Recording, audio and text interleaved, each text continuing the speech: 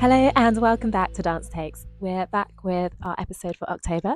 I'm Rachel from Dance Dialogues and I'm joined again by Francesca on behalf of Dance Art Journal. Hello. Hi. So we saw a lot of dance through October. We're going to skip back first to September to talk about a work by Marc Brew and Sidi Larbi Cherkaoui, which was An Accident, a Life. Then we're going to talk about a selection of works from Dance Umbrella and then a few more shows that we saw in October. So yeah, lots to get through. But we'll start with Marc Brew's. Action. Head on. And it happened very, very quickly. 1 minute, yeah, we're all laughing. And the next minute, time froze.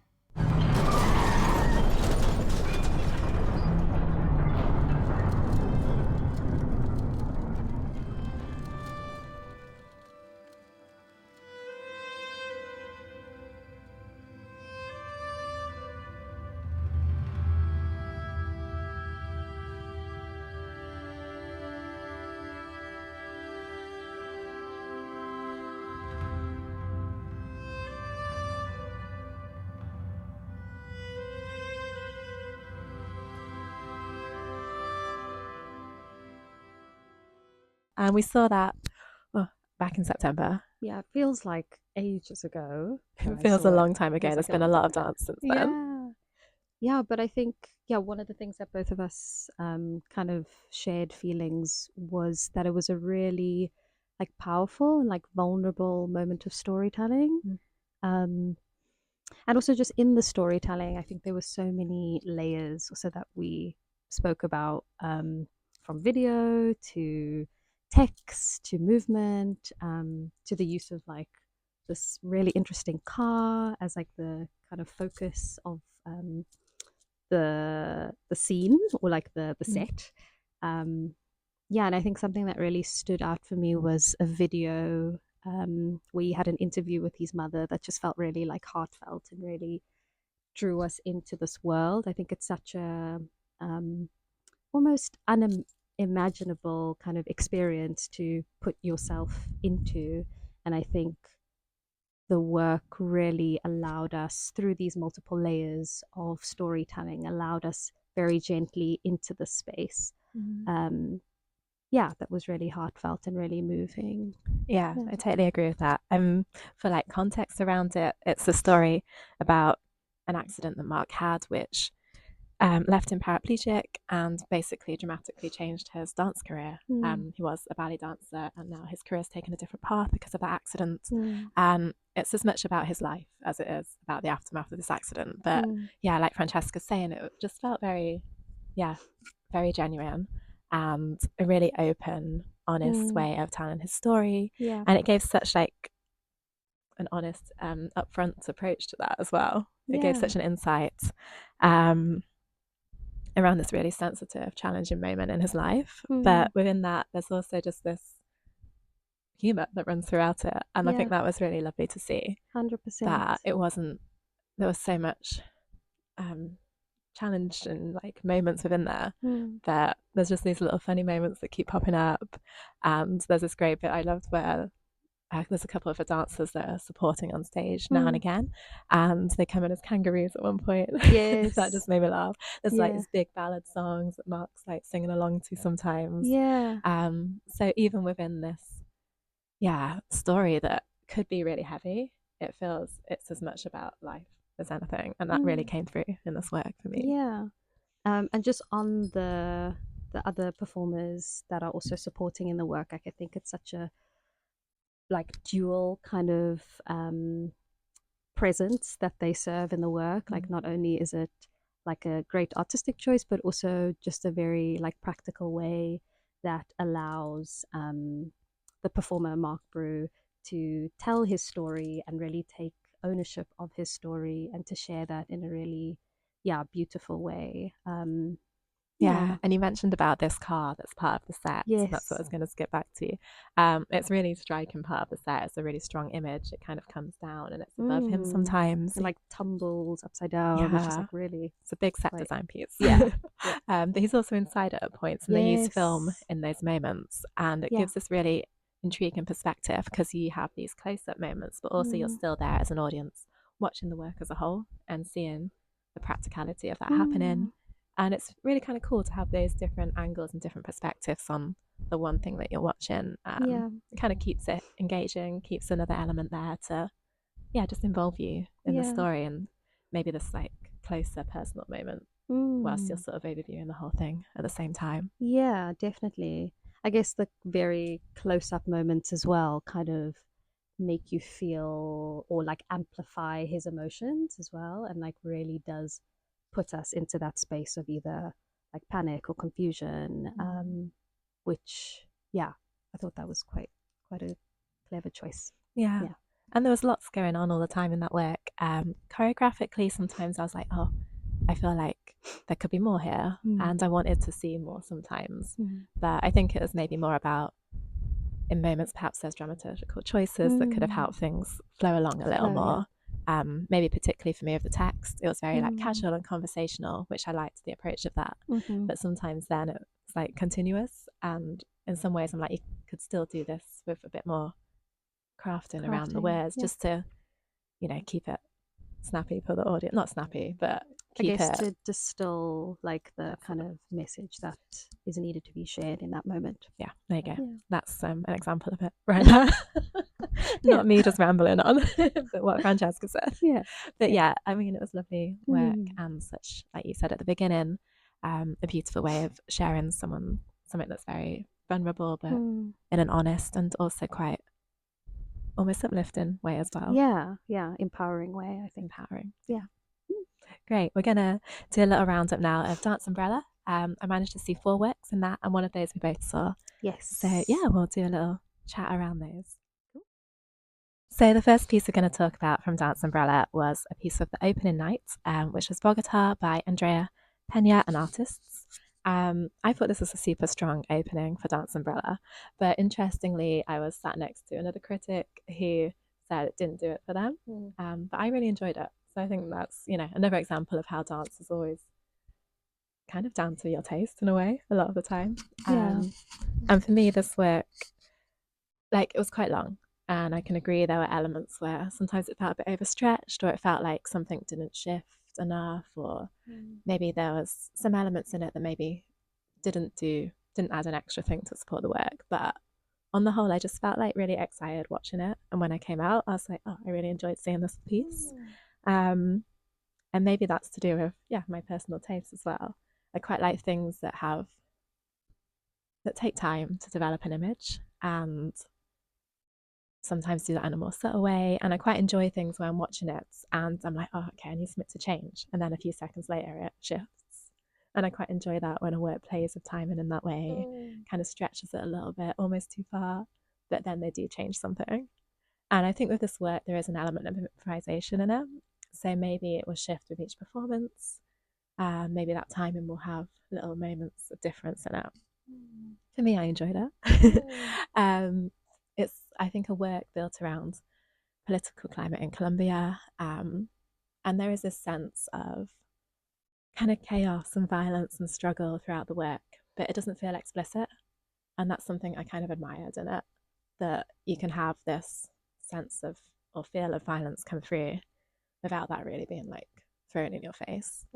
I felt the performers in the work were super present and just like really engaging. There was a couple of performers on stage who I just kept watching the whole time. You can't take your eyes off someone. So it's always a pleasure to see that for sure. But also just some of the visual images that emerge. They kind of, as a work, there were images that kind of come through and disappear. And there was a few that were really strong. There was one that felt like a political speech. There was one of the dancers. A lot of the time they were nude, not always fully, like it kind of varied throughout the work.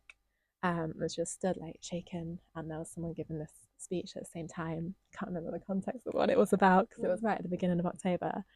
But that felt like a super strong visual moment that also carried this message with it. So yeah, I enjoyed watching it. I felt there was a lot of detail in there. I felt a lot happening, maybe a lot to take in as well. But for me, it kind of had a nice flow, a nice thread through it. It kind of came in waves of images appearing and disappearing. For me, that's something I really enjoy in dance. So it did work for me. Yeah. Maybe not for everyone. Yeah, I wish I saw that one, because I think I saw like on social media that there were kind of very split thoughts on it. So it's nice to hear yeah, what you thought. Yeah, I can see how it would maybe, split thoughts in that way. For me, I felt, okay, it's a strong, exciting opening to this festival. Good. Yeah. And then we got to see together Yes. Change Tempo, which is always a bill that brings in something that the programmer feels is a little different, usually presents two works alongside each other. And yeah, we can talk about maybe the first work we saw in that. Yes. Yeah, so the first work I believe was Siren Song. Yeah, by Lillian Steiner. Yeah. So yeah, I think something that is definitely very clear is that Lillian is like a really present performer. I was really curious about the costumes. I think those were like, yeah, one of the things that really stuck with me, like how ethereal the two costumes were, like alluding to these otherworldly kind of creatures. Yeah. Yeah, I don't know if you wanted to chat on that. Yeah, in some ways, it's like this piece felt like two separate works. Even the costumes are very different. I wasn't sure if they even were related to each other, although they come under the same Siren Song title. Yeah. The second half, I guess, rather than second piece. Yeah. Although to me, it almost felt like a separate piece. Yeah. Was the one that drew me in more. I felt more curious about it, and that did quite embody the siren of the title, but in this very creature-like, animalistic way. The costume for that was super cool, and I love the animalism of that and the way the dancer used her physicality, and how it left me just feeling curious. I'm like, okay, what is happening here? I'd like to know more. I'd like to understand more about this creature, this person I see on stage. Whereas the first piece, I felt the first half of the piece, I felt it kind of drifted along, but it didn't quite catch me in the way that the second half did. Yeah, I think with the second part as well, I felt like there was a lot of interesting moments of the performer moving into these, as you're saying, like these shifts in tone and like quality in their body, and these like states that I felt really drew us in. And I think there was also something really interesting with her gaze, like with her eyes, and how she approached us with her gaze, and how that drew us in. That felt like quite captivating. I am curious to see the work potentially in a different environment, like possibly like a gallery space, because it felt like there were moments where we could have been observing the shapes that they were creating, or that she was creating, from different perspectives, and like how also something about like duration that could have been something explored, because it does feel like some moments we as an audience are not necessarily, just personally feels like we're not necessarily required to watch everything moment for moment, but rather like kind of observing one moment, maybe shifting, sitting back, or like viewing from a different space. I agree with that. It felt like almost like it wasn't a piece that end on theatre setting. And maybe what you said about the durational element, maybe if it was like quite a durational work in a duration, like literal durational sense, I think it could work really well like that. Something you can dip into and see parts of, and like let it slowly emerge and develop as it goes. Exactly. And I don't know if it has been performed in that kind of setting. That's always interesting when you see something in Dance Umbrella. You don't know where it's been seen originally and how it's been brought to the theatre. And obviously Dance Umbrella exists in different spaces around the city. Totally. But this one happens to be in the theatre, and it would have been interesting to see it in a different context, I feel. There's also a moment where the performer is changing costume, and I think I would have been also quite curious to see, because it was quite set like in the corner of the stage, and I'm curious to see how that would have been experienced if it was more like in the forefront of the stage, maybe. because I think there were also some like playful moments in that sort of shifting into this new persona, which also makes me think about just like the metaphor of the work, or like how the work is maybe a metaphor for an internal processing, and yeah, just like how that comes through in these different moments. So yeah. Yeah, that's a super interesting thought with that Yeah. as well. We should chat also about the second piece in this double Yes, bill, because it was a double definitely. bill, change tempo. Yes. And this was a piece like I really loved. Me So too. it's La Yes. Chachi, and the work is called Random Taranto, Mm. and it's by Maria Del Mar Suarez and singer Lola Dolores. Hopefully, I pronounced everyone's names correctly. It was one of those works where I'm like, oh, I'm so glad this has been brought to London. I got to see it. Yeah. Because I think this is the great thing about festivals like Dance Umbrella. They'll bring a work that you might not otherwise get to see, and yeah, this is one of the pieces that I saw that I felt great. I'm glad this came here.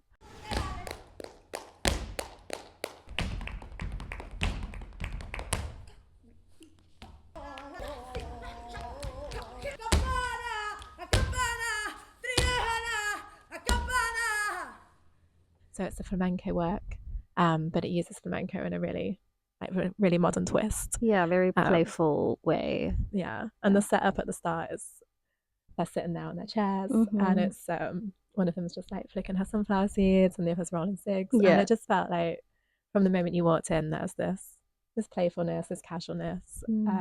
Get a sense of the attitude of the two dancers, performers. Yeah. Is there anything you want to dive into with that? Yeah, definitely. Like, I think in general, there's something about flamenco as a genre that allows the performers to embody these characters or these personas, and I think they really took that to like another level. And yeah, as you said, like brought this like playfulness and this humor into it as well, almost like a clowning element as well. So it kind of felt like it was like clowning and flamenco in one, which was really cool.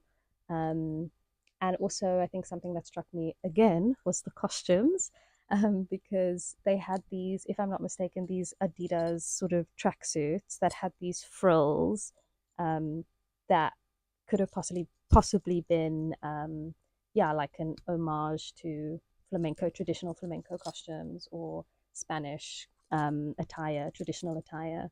And I just thought that that was so cool because, yeah, it was taking it into the pedestrian everyday space. And I think there's also something about their relationship as performers that sort of took it also into that everyday space where, yeah, you're not sure really whether they're friends, whether they're acquaintances or enemies or lovers, but there's just like space for so much possibility to happen. And then just like on the rhythms, like they were insane. Like they're just so skilled, and I'm always blown away by flamenco in general. I think we spoke about this last time as well. I think so, yeah.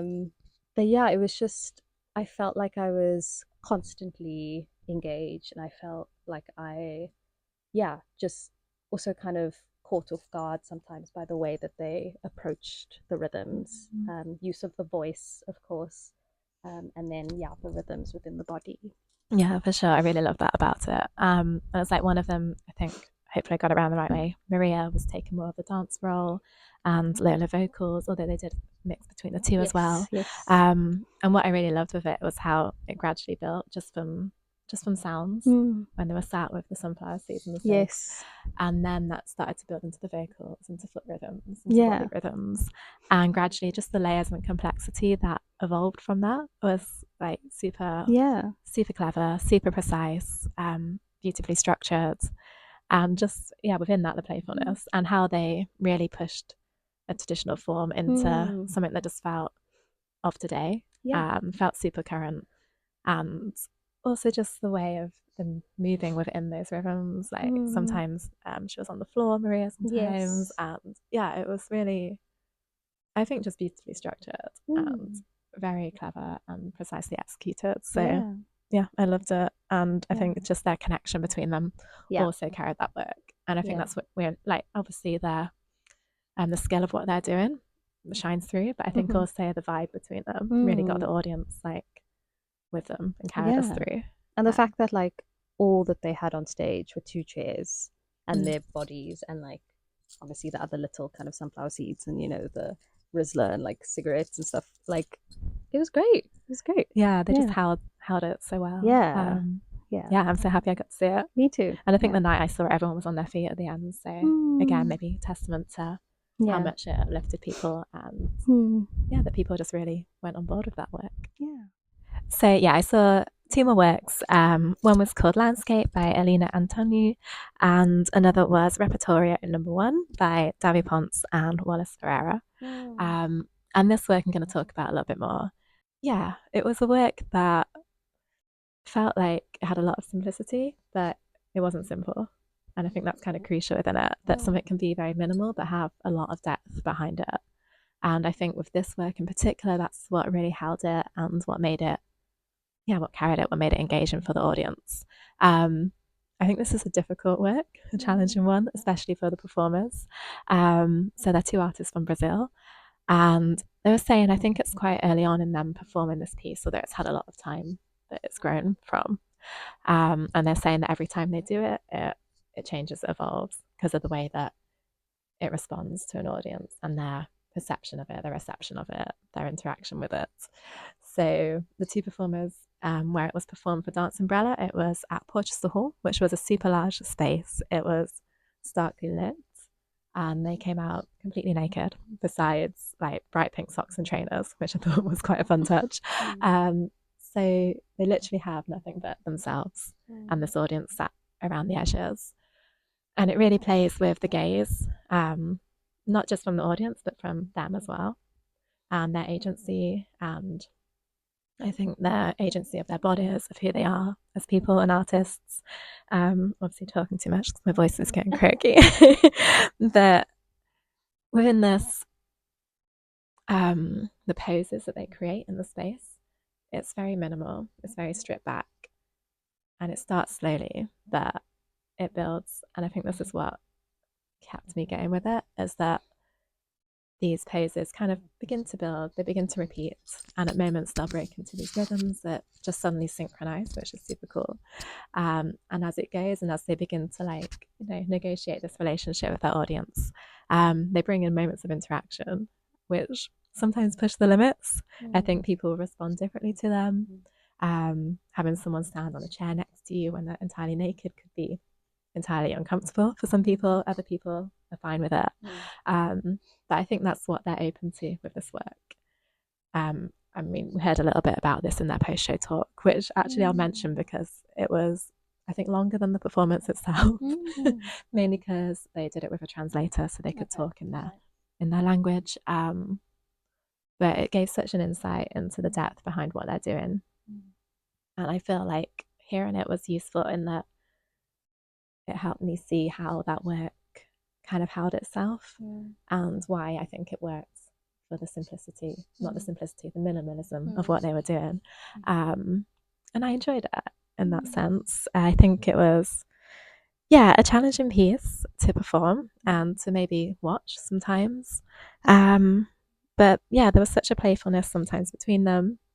And I think they really worked to break down the kind of initial uncertainty we probably all felt as an audience of like, okay, where's this piece going to go? What's going to happen? And I feel like as artists in the post-show talk, they're very articulate, but I think that also comes through in what they've structured and the work they've created.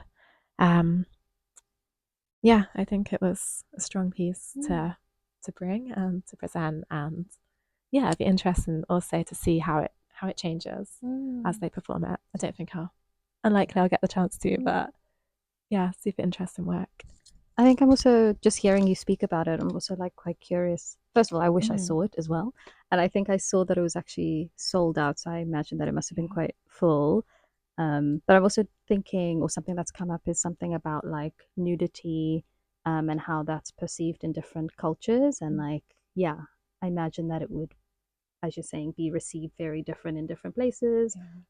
Even in Brazil, where I guess like relationships with the body is different compared to here. So yeah, really curious about all of that. Yeah, I think there was a moment there you said, I don't know if it was Brazil or another country. I Okay. feel like Brazil, maybe, but I think they said they had to have security on the door Mm, when they're performing it because of yeah, the negativity they'd had via social media. right. So there is like, I think a lot of strength in what they're doing, Yeah, even when it's minimal, even when it's poses. And yeah.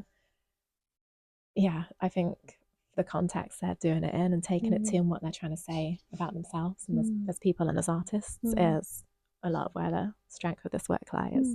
An interesting landscape as well was also about this agency and about the Yeah. gays, but more in the vein of female sexuality, or at least that's what I felt watching it. It was also very minimal. It also felt like it used poses and repetition of movements. For me, it felt like it didn't dig in the same depth as the other work, as Repertorio #1.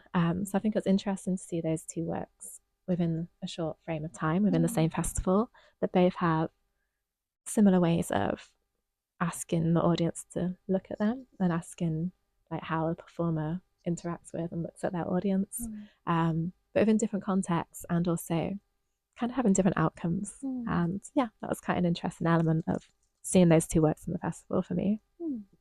But yeah, lots of good work in Dance Umbrella. Didn't quite get to see all of it, but it's always nice to see dance cropping up and popping up in different spaces around the city. So Yeah. I also actually went to some of the workshops, which were really great. oh, great, that's So, lovely. Yeah, so it was nice to just see performances, but also like know that there's other things happening that just allow people to engage with dance in multiple ways. Yeah, So, and they have their digital program as well, which I'd like to catch up on some things from. So yes, I it is agree. great that it has all this breadth of Yeah. dance. Cool. And we'll skip back into some other shows that we've seen throughout October. I think one of the first ones we'll talk about is a work by Pepa Ubera, which was the Machine Art of Horizontal Dreams.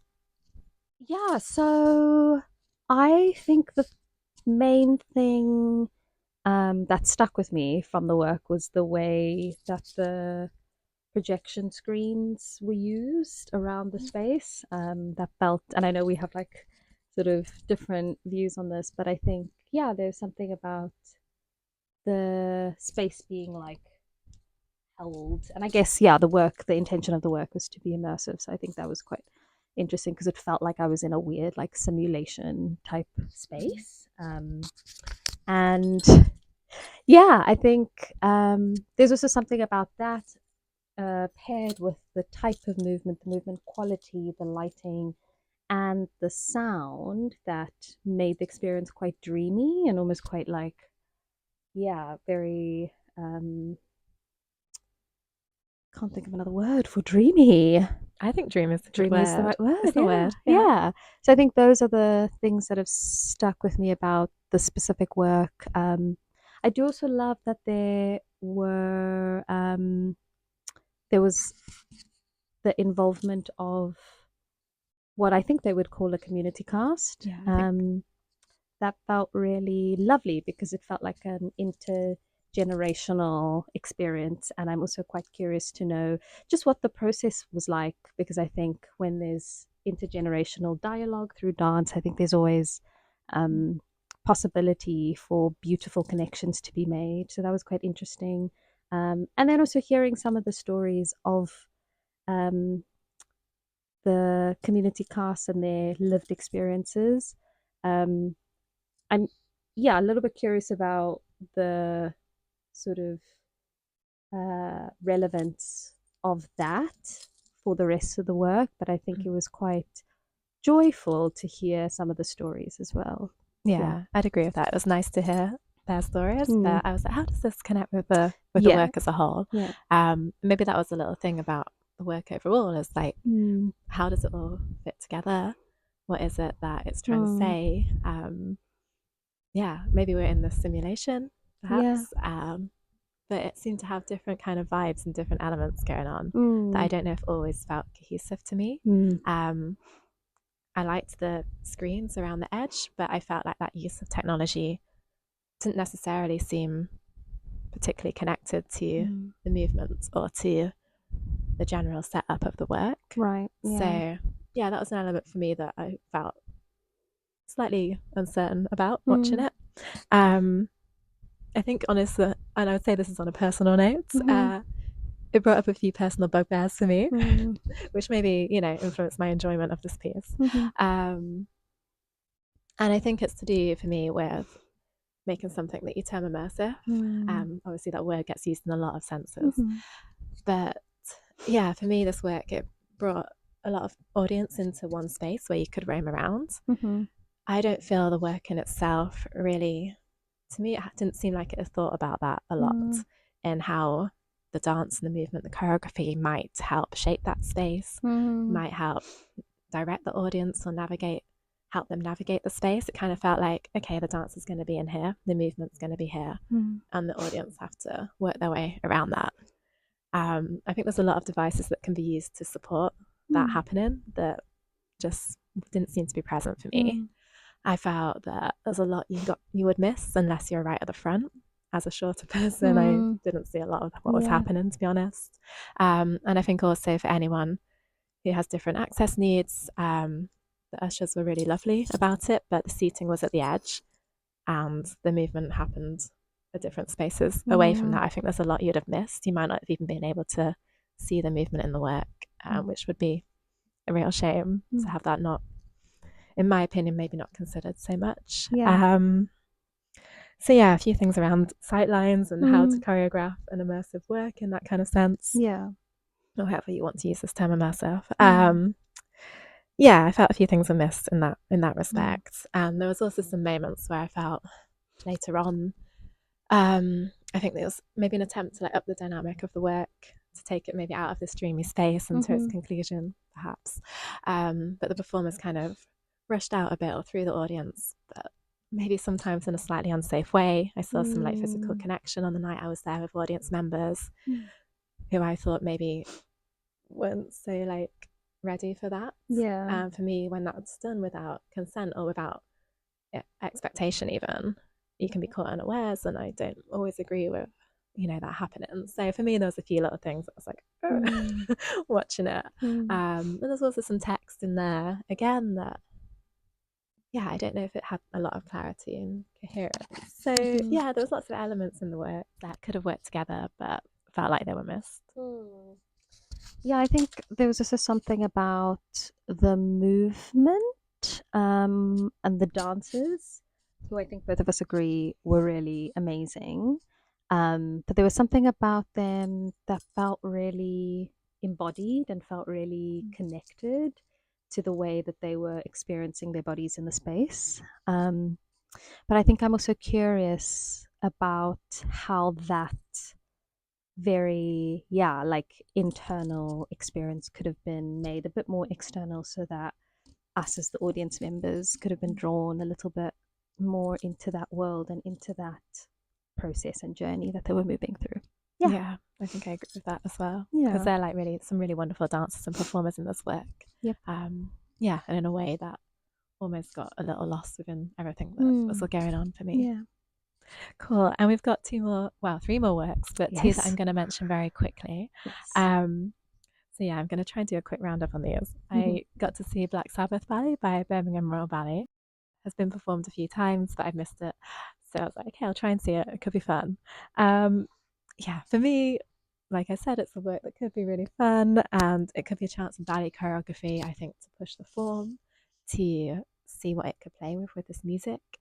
For me, it kind of landed on the cringy side of that, unfortunately. I don't know if that would be everyone in the audience's experience. A lot of people seem to enjoy it. But for me, there were these 3 different sections by 3 different choreographers. So each one was a little different. But I would say for me, across all of them, the choreography almost felt a little simple, and it felt like it never really quite met the music. Some sections did more than others. But I think particularly the first section for me, it had some of the really big songs by Black Sabbath in them.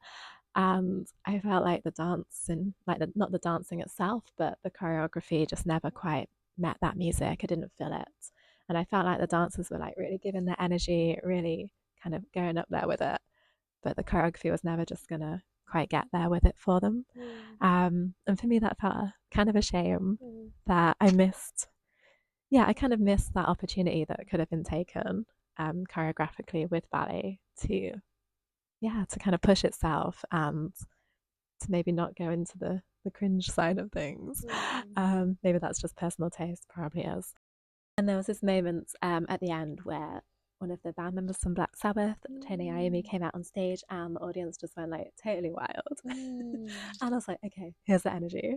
And I kind of missed that, I think, for most of the piece for me. But I think that's probably a very personal opinion and reflection on it. I'm sure there's lots of audience who have enjoyed seeing this ballet, especially in Birmingham.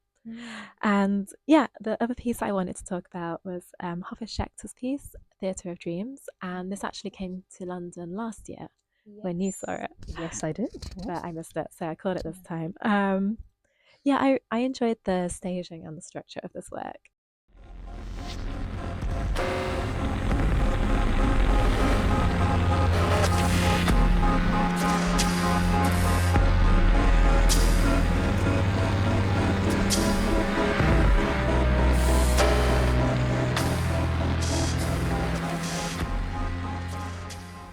With Hofesh's movement language, it's something I feel now quite familiar with, and I kind of recognize and feel like, oh, kind of would know what to expect. So for me, it was really nice to see a work where it felt like it added something different, had another element to it.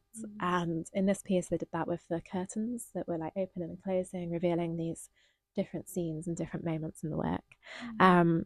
And I just really enjoyed how they played with that and how that evolved throughout the piece. I liked how things appeared and disappeared, like what came out of the darkness, what was caught, what was missed. And like, yeah, I just brought up these questions of like, who are these characters? Who are these people on stage? What's their like connections and relationships with each other? Because it was like you kept getting little snapshots. Yeah. And I enjoyed that. And I enjoyed also how pacey it was. It felt like there really wasn't much time between the revealing and the changing of these scenes for the dancers to even get there. But obviously every time the scene was there and it was ready. And I liked that they just kept up a pace of that and built it. It felt very cleverly staged and structured in that way. So yeah, I quite enjoyed watching this work. Yeah, I felt that those moments with the curtains were quite cinematic. And now that I think of it, like when you think of dreams, kind of are these like snapshots of like images that don't always, not that this, was what the work was like, but that don't always make sense to you, but that, just come at you. So yeah, interesting. It's really nice to see what sticks with you like a year later. I enjoy that about dance. It's like, is it something visual that stays? Is it the emotion, the feeling of it? So yeah, it's nice to have that little perspective on it, like a whole year later. Exactly. Okay, and we have one more work that we're going to chat about together. This is Akram Khan's latest work and also one of the last pieces he's making for his company. It's called Tikra, Night of Remembering, and it was a collaboration between Akram and Manal Al-Duwayan. So the first Akram Khan work that I've seen ever. So that was also exciting because I was like, oh, I don't know what to expect. Like I've heard so much about his work. And I think this was quite special because it was a cast of all female identifying performers, which was really powerful. You really felt that like strong energy in the space. I think there were like 15 performers and they were all from different places. So it was really beautiful to see that. I thought that the movement was really, just like very clear, very precise. Probably the Bharatanatyam chorus bits I think were probably my favorite because it was just done with such grace and such precision. And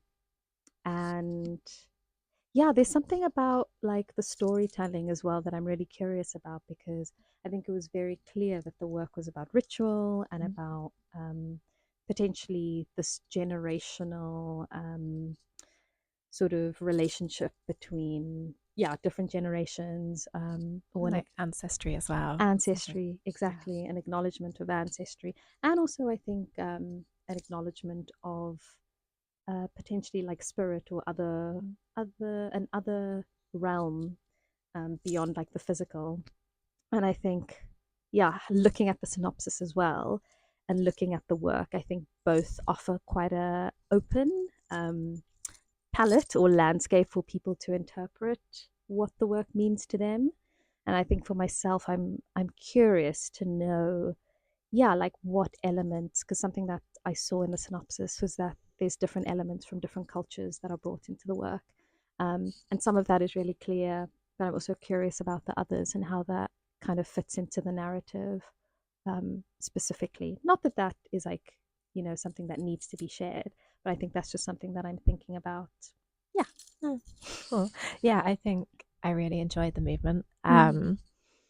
Yeah, the physicality was super strong. It was very physical. Yeah. It was very fully embodied. Yes.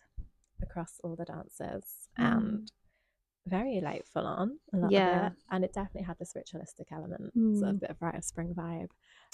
Yes. Sort of sacrificial moment. That's literally what I thought of as well. And it had that kind of drive to it as well that versions of Rite of Spring have.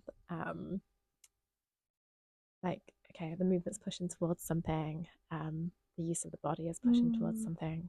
I don't know always if the narrative was not super clear for me either. I could get connections between the four main performers, maybe different ancestors or spirits, or kind of like the sage figure and maybe the younger innocent figure. But I did really enjoy watching the movement overall. I think after a point it felt like, okay, I've kind of seen a lot of this and I'm not sure where it's now headed to or how it's evolving further. And maybe it just felt like a lot of movement coming at you. But always watching it was beautiful, performers of super amazing physicality. And to see that is always gorgeous. But yeah, I think for me, I then was unsure where the work kind of went. I wouldn't say it was one of the what's the word? I don't know in its crafting if it was one of the stronger works by Akram. But the movement was really gorgeous. I really found the set design kind of intriguing. So I think from reading the program and also the visual of the work, it was made in Alula, which has I think a very particular landscape. And I think elements of that were brought into the set design on stage. And I think it says in the programme that a lot of the work was made outside in the desert, in this environment. And so I have found it, I found it super interesting. I have a question around this that I don't know the answer to, of what happens when you bring something that a lot of the process of it or the making of it has been outdoors in a particular space, in a very particular landscape. What happens when that's brought inside? And what elements of that landscape have been chosen to be brought inside and how they've been chosen to be represented in the set design and in the visual of it. And I wonder what is kept and what is lost, what comes through, what doesn't, what elements of that do we see and what have we missed along the way. For me, I don't know how much of that landscape, of that place that it brought to me, because it's not somewhere I've been, so maybe there's a lot I wouldn't see in that. But I don't know if it felt essential to this piece or not. So it's just a question that I have around making something in one context and then bringing it inside, especially a natural space. I think I also found the set design quite intriguing. I felt it quite grand and epic, alongside the amount of performers that there were and the music, the score as well. Everything felt quite epic and distinct and certain. And I think I'm also curious what would happen if the set maybe was interacted with more. There were moments, of course, where there was this sort of cave kind of space that was used by one of the performers. And I'm just wondering, in an alternate universe, what would happen if there was more interaction with the set. But it was a curious. I guess it brought up a lot of curiosity. Yes. Struggling with my words now. Yeah. But I think for me it's the physicality that shone through in this work and that kept me engaged with it. And interesting to see what happens next with Akram's work, even if it's not making work for his company in this way. So we will see. It was a great experience to have that as my first experience. Your first one. It was lovely. Great, and I think that's all our dance for Yes, October. We've got through yeah. a very long episode, Very long. probably. Yeah. If you stuck with us, thank Yeah. you. Yeah, and hopefully be back with an episode for November to be confirmed, and if not, in the new year. So yeah, lovely to have you join us again, Francesca. And thanks so much for sharing your thoughts. Thank you. Keep watching dance. Keep watching dance. There's so much on. Just keep watching it. Yeah.